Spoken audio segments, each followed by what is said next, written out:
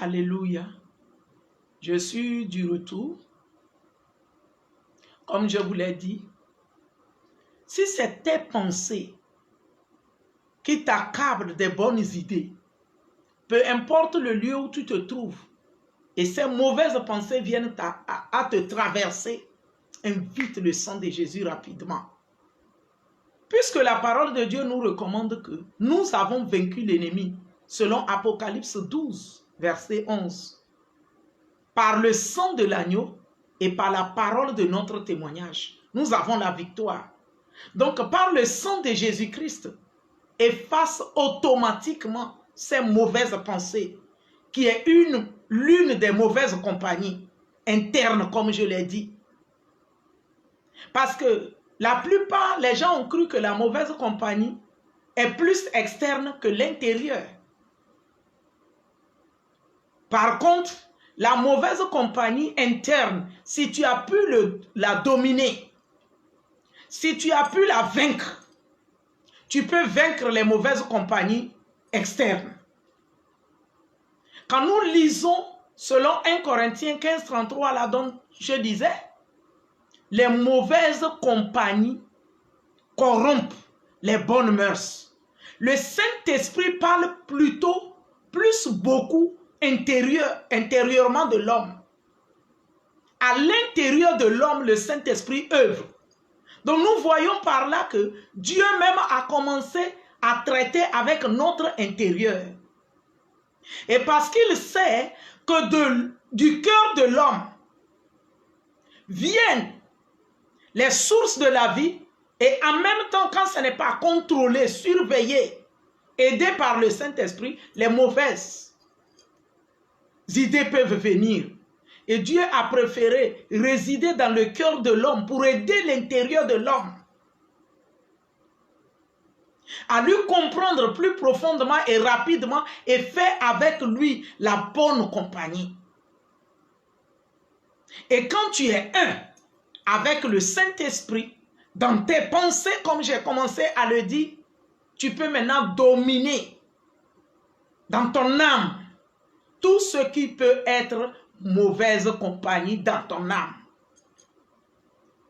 De l'âme peut venir quoi? La convoitise.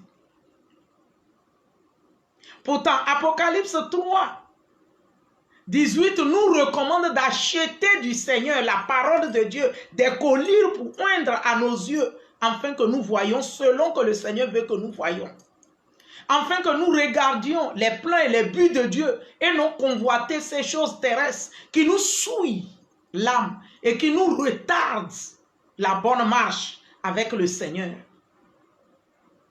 Donc pour mieux encore lutter contre la mauvaise compagnie, nous devrons acheter de Dieu tout le temps les collyres qui est la parole de Dieu. Certes, tu vas me dire que moi je ne suis pas trop à la lecture de la parole de Dieu, mais tu entends quand on prêche, tu écoutes.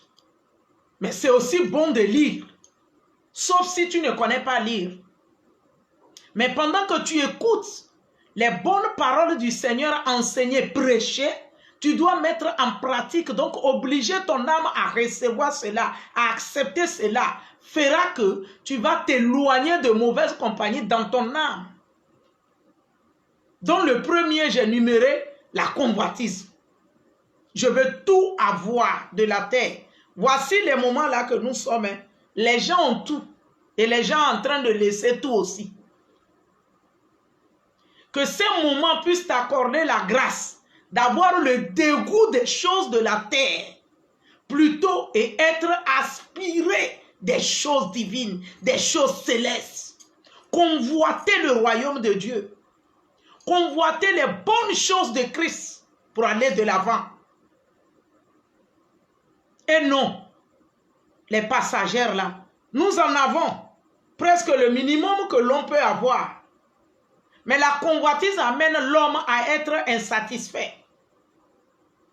En avoir besoin encore et encore. Pendant que ces moments où nous sommes, regarde, quand Jésus a dit à ses disciples, la nature elle-même ne vous enseigne-t-elle pas? Actuellement, la nature est en train de nous enseigner. Quoi, par exemple? Dans le même pays, tu n'as pas le droit d'aller dans une autre ville. La nature nous enseigne. La nature nous enseigne, dans le même pays, tu n'as pas le droit d'aller dans une autre ville. Tu n'as pas le droit. Dans certains pays, il ne traverse pas l'autre quartier. Il doit rester que dans son quartier. Ça fait peur. Ça fait peur. Donc pourquoi convoiter tant de choses? Dans certains pays, il ne sort pas de sa maison. La nature nous enseigne que ça ne serait la peine de convoiter tout ce qui est sur cette terre. Vaut mieux lever les regards vers le ressuscité qui vit éternellement, qui a le pouvoir d'ôter cette vie-là de nos mains ou de nous. Donc combattre le bon combat qui ne nous serait jamais enlevé pour rester confort et en conformité avec le bon compagnon qui est le Saint-Esprit. Mais en premier, comme je dis, les pensées. Deuxième, l'âme. Comment délivrer l'âme de toutes ces mauvaises compagnies? C'est en lui obligeant de recevoir le plan de Dieu, la parole de Dieu, se soumettre à la parole de Dieu, aimer la parole de Dieu, parler par la parole de Dieu, aider l'âme à se purifier. Parce qu'à force de convoiter toutes choses, d'accepter toutes choses, de vouloir avoir toutes choses, tout souille ton âme. À force de convoiter que tel en a, nous sommes de la même génération. Regarde le niveau où il se trouve. Tu souilles ton âme. À force de vouloir manger tout en même temps, c'est-à-dire avoir tout au même moment,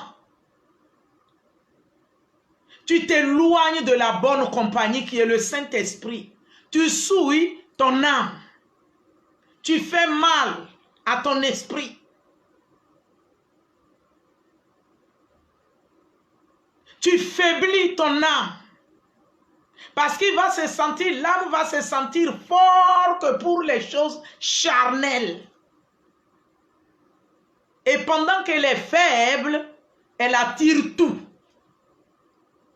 Elle attirera les mauvaises compagnies externes.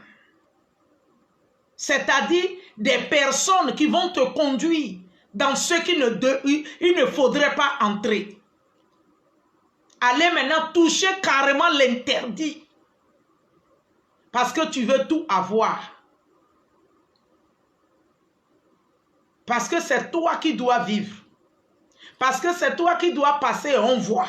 Personne ne doit passer si ce n'est toi. Donc, jour et nuit, par la méditation de la parole de Dieu, combattons jour et nuit le bon combat de l'amour des choses de Dieu, du divin et non terrestre. Combattons, aspirons à cela, aspirons profondément à cela, du divin. Parce qu'il est mis de reconnexion. Bingma, cette tentative de reconnexion, il a coupé vos blancs tournés. Yes. Alléluia. Aspirons. Aspirons absolument au meilleur. Aspirons au divin. Recherchons l'impérissable. Je vous en supplie au nom de Jésus. Les moments ne sont plus amusement. Gloire soit rendue à Dieu que le Saint-Esprit est là, permanent pour nous guider, pour nous conduire, pour nous instruire, pour nous enseigner, pour nous orienter. Peut-être quelqu'un, tu es en train de m'écouter en disant que moi, je ne connais pas le Saint-Esprit. Comment est-ce que je vais savoir qu'il me conduit? Quand au-dedans de toi, tu es convaincu que ceci est mal, mais ceci est bien, le Saint-Esprit est à l'œuvre. Parce qu'il t'aime tellement que ne voudrait pas que tu périsses. Donc il est en train de t'attirer au meilleur du Seigneur Jésus. Jusqu'à ce que tu viennes le connaître. Il y a eu un premier païen qui a été converti à Zopé. Il s'appelle Corneille. Corneille faisait des aumônes. Il priait. Jour et nuit, il faisait des aumônes sans connaître ce Jésus. La Bible dit tellement, la parole de Dieu nous déclare que tellement qu'il priait et qu'il faisait des aumônes, un ange lui a apparu un jour. C'était un païen. La parole de Dieu le déclare sérieusement que c'était le premier païen qui a été converti. Le premier païen. Donc il ne connaissait pas Christ. Mais il avait au-dedans de lui la soif du vrai. Il avait au-dedans de lui que faire bonne chose, se séparer de mauvaises choses est une bonne chose. Et il faisait du bien. Jusqu'à les cieux lui ont félicité en envoyant un ange pour lui confirmer que Dieu l'aime. Il a envoyé un ange. Dieu a envoyé un ange des cieux. Et Corneille n'a pas été égoïste. Tout ce que l'ange lui a recommandé, excusez-moi, il l'a fait à la lettre. Envoyé chercher l'apôtre du Seigneur, Pierre. Mais avant que Pierre n'arrive, Corneille a invité tous ses amis. Tous ses amis. Pour venir écouter ce que Dieu a à lui dire et à leur dire. La bonne compagnie de Corneille était d'abord ses bonnes pensées, des pensées pieuses, des pensées aimables, des pensées qui a un divin. On ne doit pas s'amuser avec sa vie. On ne doit pas faire du mal aux gens. Il avait la bonne pensée. Et quand il a mis ça en application, en faisant du bien aux gens, en priant, les cieux lui ont été favorables. Et cela ne s'est pas arrêté qu'à lui seul. Il a invité la multitude qui ont été favorisés par le ciel. La bonne compagnie. Celui de l'esprit est encore grave. Parce que l'esprit n'est pas une affaire restée sur la terre. Il partira retrouver le Maître, Jésus-Christ, pour demeurer avec lui éternellement. À cause de cela, l'esprit, toute sa nourriture de tous les jours, qui ne mange pas autre chose, c'est la parole de Dieu. C'est la parole de Dieu. Quand nous lisons Hébreux 4, verset 12,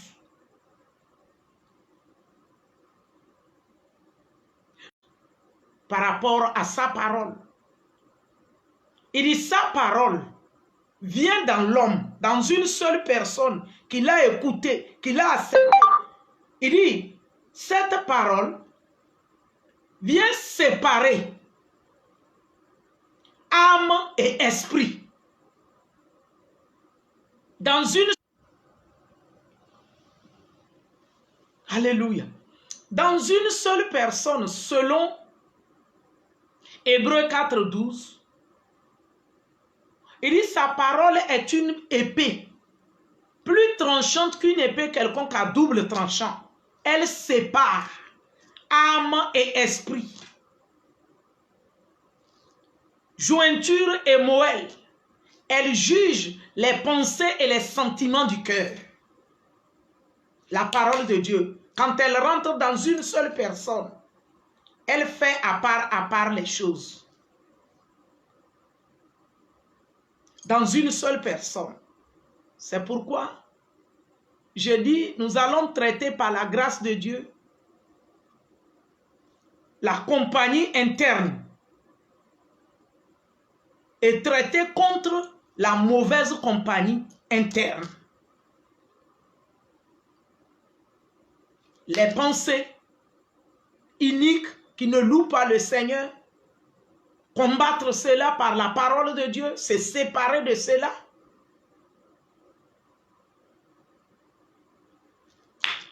Les choses souillantes de convoitisme, malsains dans l'âme, pour rendre impur l'âme, pour souiller l'âme, pour faiblir l'âme. Nous allons voir tous ces types de mauvaise compagnie par la grâce de Dieu et celui de l'esprit. Et à la fin, nous allons chaque fois inviter le Saint-Esprit qui est la bonne compagnie, qui est le bon compagnon, qui est le meilleur, à prendre possession de tout notre être et à faire un avec lui, car il est le meilleur, juste, juge, qui nous aide à voir comme il voit, entendre comme il entend, agir comme il veut que nous agissons, pour la seule gloire de Jésus-Christ. Soyez bénis à ces instants, à tout moment. Amen.